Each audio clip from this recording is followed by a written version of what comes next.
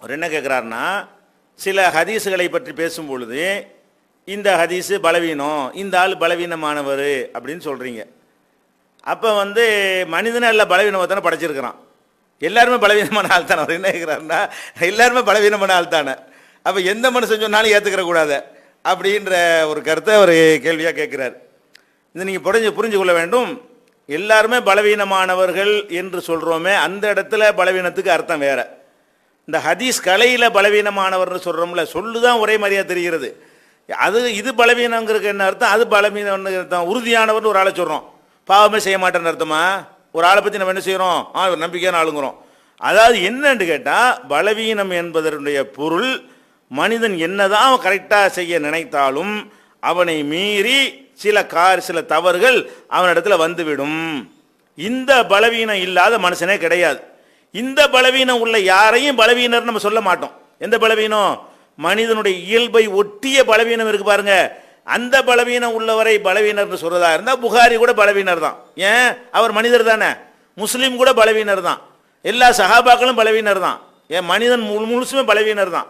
அப்போ நம்ம பலவீனம் என்று சொல்வது வந்து மனிதனுடைய இயல்புலையே இருக்கக்கூடிய 1000 விஷயத்தை அவன் செஞ்சால் ஒரு 50 விஷயம் பிழையா போயிடும், அல்ல 100 விஷயம் பிழையா போயிடும், அது 10 விஷயமாவது பிழையா போயிடும் என்கிற மாதிரி உள்ள நிலையில் உள்ள பலவீனம் இருக்கு பாருங்க. இது எல்லாருக்கும் இருக்கிற பலவீனம். ஹதீஸ்ல பலவீனங்கிறது வந்து இதை வச்சா சொல்றாங்க இல்ல. ஒரு மனிதர் வந்து வேணும்னு போய் சொல்றார். வேணும்னு போய் சொல்றது வந்து பலவீனத்தில் உள்ளதா? வேணும்னு போய் சொன்னார்னா அது பலவீனம் கிடையாது, அந்த பலவீனம் கிடையாது, பாதிக்குது.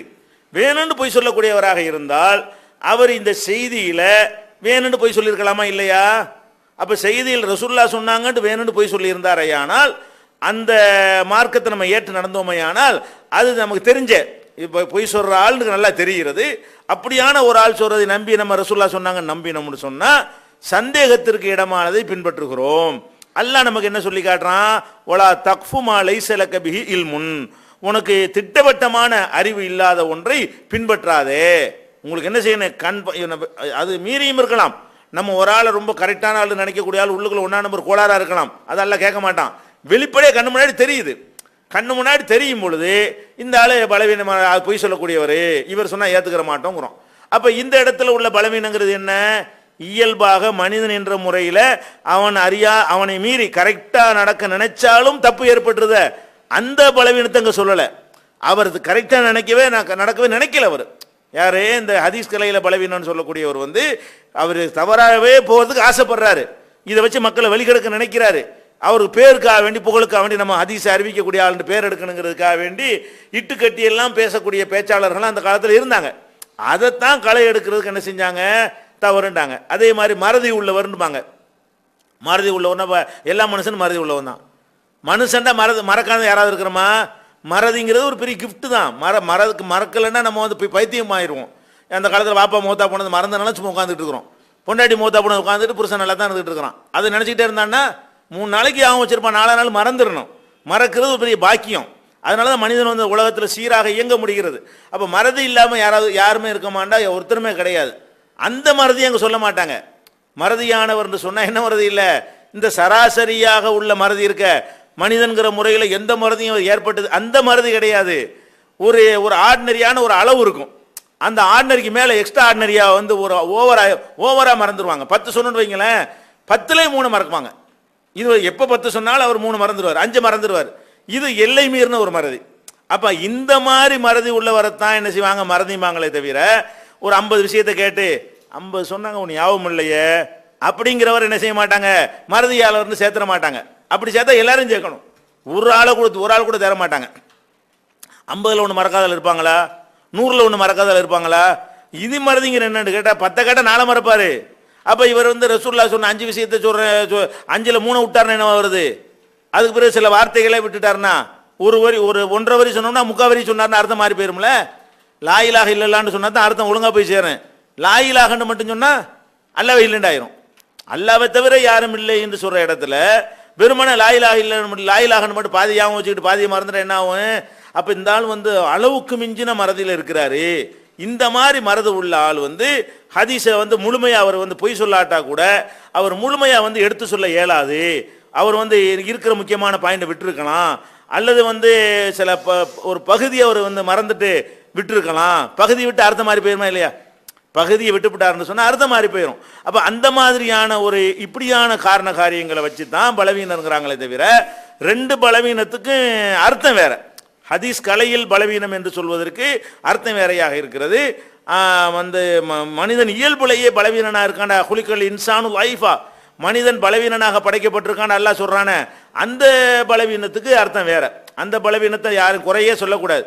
அந்த பலவீனம் இருக்கக்கூடிய ஒரு மனுஷனை குறை சொன்னீங்கன்னா நீங்க அந்த பலவீனம் இல்லாதவன் ஆகி போயிடும், அல்லாஹ்னு ஆயிரும், அல்லாஹ்வுடைய தன்மைக்கு சொந்தம் கொண்டானது ஆயிரும். அதனால ஹதீஸ்ல ஒரு ஆளை பலவீனம்னு சொல்வது வந்து இப்படி வந்து அளவுக்கு மிஞ்சி இருக்குது பாருங்க. அளவுக்கு மிஞ்சின மறதி, அளவுக்கு மிஞ்சின பொய் சொல்றது. பொய் கூட யார் சொல்லாம இருக்கிறா? விளையாட்டுக்கு சாதாரணமாக நினைஞ்சிருவோம். ஒரு கடையில் ஜாமான் வாங்குறா இருந்தால் கூட எவ்வளவு 25 ரூபான்னு சொல்லுவான். அந்த கடையில் 20 ரூபா சொன்னா பொய். அந்த கடையில் கேட்டே இருக்க மாட்டான், இந்த கடைக்கு தான் முத வருவான். இந்த வாங்கும்போது என்ன செய்வான், இல்லை அந்த கடை 20 ரூபா தானே சொன்னாங்க.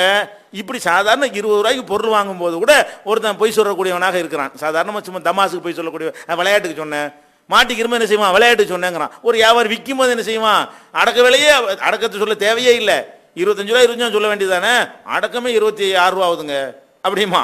இது பொய் தானே? இது மாதிரி சொல்லாத யாருமே கிடையாது. அப்போ ரொம்ப அதிகமாக இதெல்லாம் இந்த மாதிரி பொய் எல்லாம் கிடையாது. பொய்யன்னே பேர். நம்மளே வந்து சில பேர் தானே பொய்யன்கிறோம். எல்லா மனுஷன்ட்டையும் பொய் இருந்தா கூட பொய்யன்னு யாரை போய் சொல்றோம்?